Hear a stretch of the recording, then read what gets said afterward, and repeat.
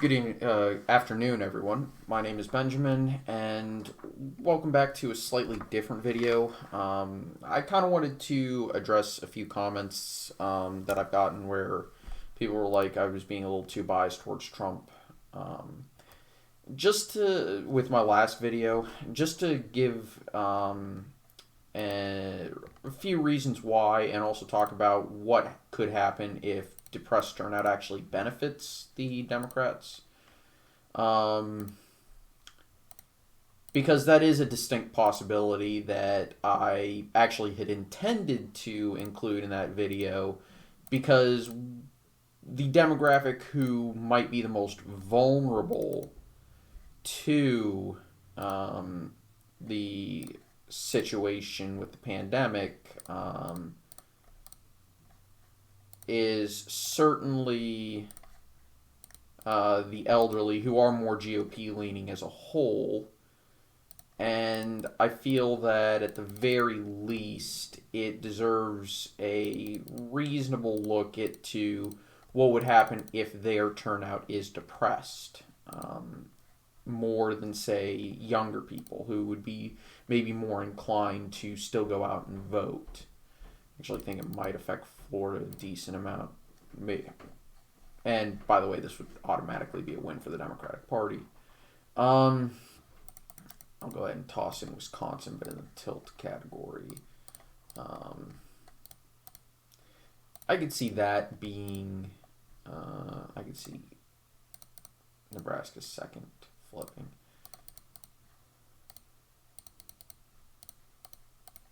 Let's see. I really don't think that's going to be affected. It could actually affect Arizona for sure. I'm not going to act like that's not. I don't think it would flip in this scenario, but it certainly would be an interesting situation to look at. The tilt, and I put that in the likely. But this would be a map that I could see happening if elderly people are affected more by depressed turnout in the event that the election still goes on. Now, I also did make a few mistakes with some of the state governors and some of their appointments. I forgot that Mississippi, in some maps, I kind of mixed Mississippi and Kentucky up. Mississippi actually has a Republican governor now. I, for some reason, thought that Mississippi's governor was a Democrat, but I forgot that Mississippi flipped and Kentucky flipped. It kind of went the opposite directions. I forgot that Kansas in one map had a Democratic governor too for some stupid reason. So I guess I couldn't do that exactly from memory. But in terms of what happens under normal circumstances, I'm not sure how to properly model turnout for what happens in November if we're still in a state of limbo when it comes to the election and the pandemic, of course. Let me think. What else? Of course, the Senate races are going to be affected too. As of right now, I'm going to treat it as if we'll be mostly over this by November, but, we don't honestly know what's going to happen. So, yeah, now I'm going to give a quick look at what my model is showing because it is important. And, yeah, I know I shouldn't be doing this from memory, but I kind of can. Arizona is actually red, but it's well within a point. If I remember correctly, that's a lean, that's a lean, that's a lean. It's actually, I think, in the tilt category. That's in the tilt category. That's in the leans. It's in the light, please. Florida was tilting. That was safe. That was, if I remember correctly, that was there. Tilting, tilting, tilting. Lean, safe. I think New Jersey might be in the safe category now with my model being the way it is. That would be safe. Go.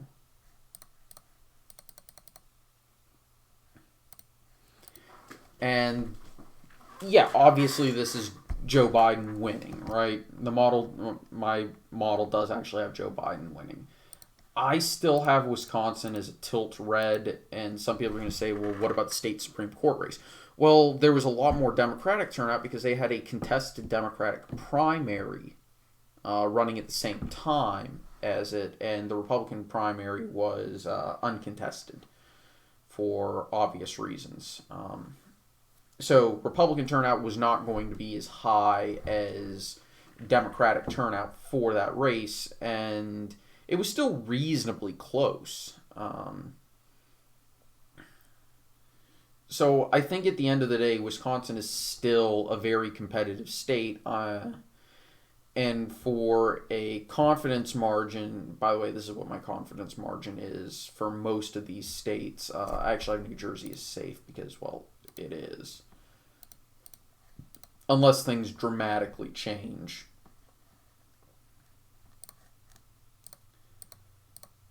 And actually, I should put in what my actual confidence is for all of these. Now, this is, of course, assuming nothing changes. Right? There we go. So this is kind of where I have it. But this doesn't mean that I think that Trump is absolutely surefire to win. I think, there is a possibility that Biden wins in Wisconsin, North Carolina, Florida, and even Arizona. But I could also see routes to victory for Trump that include Michigan, Pennsylvania, Minnesota, New Hampshire, Maine at large. And actually, I should put that in the lean category because that's exactly where I have it, right? And I could even see Virginia flipping, but Virginia is probably going to be in that 4 to 5% range. Now, if we go to the Senate map, Martha McSally is in some deep trouble, right? And actually, this is the first time I'm changing the rating of this race. I'm changing it to tilt Democratic. Oregon is safe, Illinois is safe, Massachusetts, Rhode Island, New Jersey, Delaware is safe. I'm confident that Mark Warner is going to win. I'm only putting New Mexico as likely as it's an open seat. I am leaning Colorado to the Democrat. Shanine is popular in New Hampshire, so I'm going to do that. Idaho, Wyoming, South Dakota, Nebraska, Kansas. I'll put Kansas in the likely category, but I really don't see it being as competitive as a lot of people are saying just because Kobach lost to Laura Kelly in, I think that's what her name was, in the governor's race when you had a independent conservative taking 6% of the vote, which would have been enough for Kobach to narrowly win in Kansas. And there's no third-party independent. Plus, it's a Senate race, which is going to be nationalized a lot more. And also, states really don't, outside of a few exceptions these days, states are not going to vote separately. I don't think Cornyn's in any real danger of losing. In Texas, McConnell's not in any real danger there. Neither is Lindsey Graham in South Carolina. Georgia, I am fairly confident of both races, especially with Doug Collins likely winning the primary, or at least winning, being in the top two in the jungle primary in November. I don't see Laufer actually advancing, and Collins is a much better candidate, and Laufer would actually probably lose, even if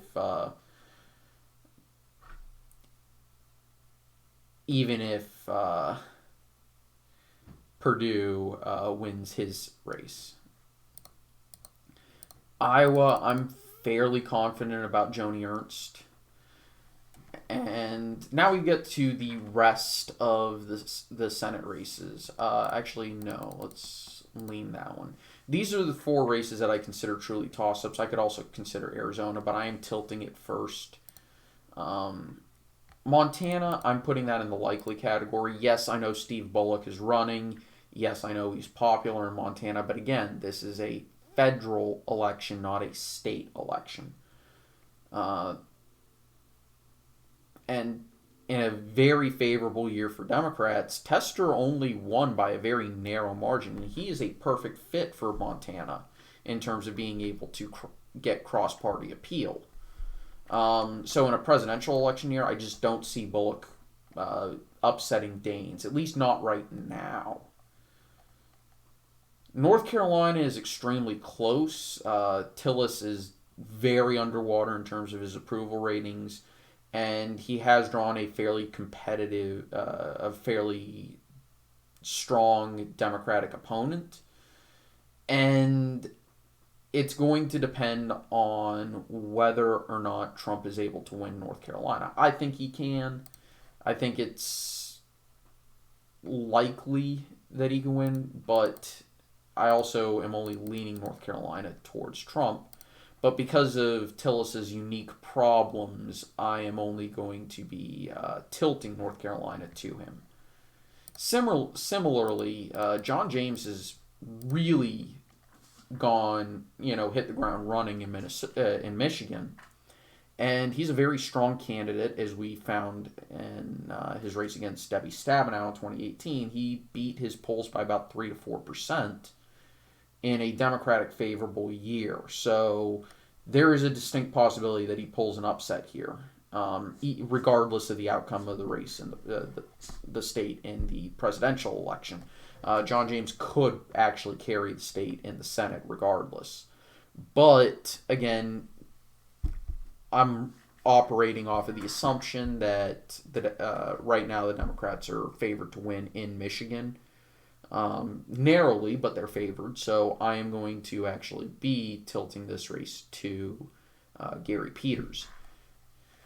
Suzanne Collins in Maine is a very interesting race. Ranked choice voting could upset things a little bit, but we'll have to see. Of course, she has been a longtime senator from the seat, so she does have some staying power. But her vote in favor of Kavanaugh and her sinking approval ratings could change things. It really depends on how close Trump is able to make it, the statewide vote. And if he's able to get within 3%, I think Suzanne Collins could win it. But it's such a weird race, and I'm not 100% comfortable calling it one way or another. But I'm also changing this rating to tilt Democratic. I've had his tilt Republican for a while. But I think this is the most fair update of the Senate map. And it really depends on what happens in the special elections after the presidential election. And when I say that, I'm talking about whoever wins the presidency is going to have some interesting situations. For example, let's say Biden wins. He's going to inevitably have to choose senators who could ultimately lose their Senate seats, or the seats could go to the Republicans if he chooses, depending on who he chooses for his cabinet, his vice president. For example, the current frontrunner for the vice presidential nomination on the Democratic side is Amy Klobuchar from Minnesota. If she is picked as vice president and Joe Biden wins, her seat is going to be up for a special election, and it's more than likely going to go to the Republicans, because Minnesota is close enough in terms of its partisanship that it really could happen. And Biden winning would be a godsend for Ron Johnson, Rob Portman, and Pat Toomey, and it could potentially help in a few other states as well. For example, Arizona, the special election right now is actually for a seat that's going to be up in 2022. So Mark Kelly, let's assume he wins, would have to face a challenger, a GOP challenger, who's going to have the momentum in his favor, his or her favor, in 2022. Maine and New Hampshire, of course, similar situations. So it's really up for debate whether or not Democrats are best served by winning the presidency. Obviously, they want to win the presidency, and they rightfully so because it is an important office and it will matter in the long run. But they could get wiped out in the Senate and the House again, and that just wouldn't be very good for their party long term because this is something I don't really talk about a lot, but you need a good bench as a political party. Basically, candidates in lower offices, state legislatures, uh, city councils, county boards of supervisors, or just county boards in general. Um, you also need them as agriculture commissioners. You need them in various state level departments. You're going to need governors every now and then. You're going to need senators. You're going to need representatives. And this is one of the reasons why the Republican and Democratic parties have such a stranglehold on politics is the third parties, they don't have anyone in lower elected offices yet, and they don't have a bench to run for those higher offices. There's, I think, one libertarian state legislator, and he is in New Hampshire. There's quite a few for local judgeships or election commissions. A few city councilors, a few mayors, stuff like that. But that's not enough. And the problem is with third parties, they always feel that they need to run for president in order to make the biggest splash. Whereas if they really want to try to properly run for president eventually, they're going to need that bench of people with political experience in order to uh, say, listen, we can actually accomplish things. We've got serious policies, and this is what we've done in our local communities. Let's take it out a little bit further. You start at the very local level, then you go to state houses, the governorships, maybe a house seat here or there. Eventually, you're going to get to the point where you're going to be competitive enough to take on a senator in a good year, maybe a few governors, and then you can start thinking about mounting serious bids for the presidency. But it's tough to get there because people are very used to Republican or Democrat, the lesser of two evils. But yeah, so this is kind of where I feel for the Senate. I'm not really going to do a House map. I might do a House map at some point, but not in the immediate future, just because the House map it requires way too much effort at this point in time for me to actually go into it. But I would think that the Democrats should be slightly favored to keep the House. We'll see, obviously, and of course, everything in the world right now is a situation in flux, so, it happens. Anyway, I want to thank all y'all for watching. As always, if you like the comment, likes, comments, subscriptions always help, and I sincerely appreciate it, and have a nice day.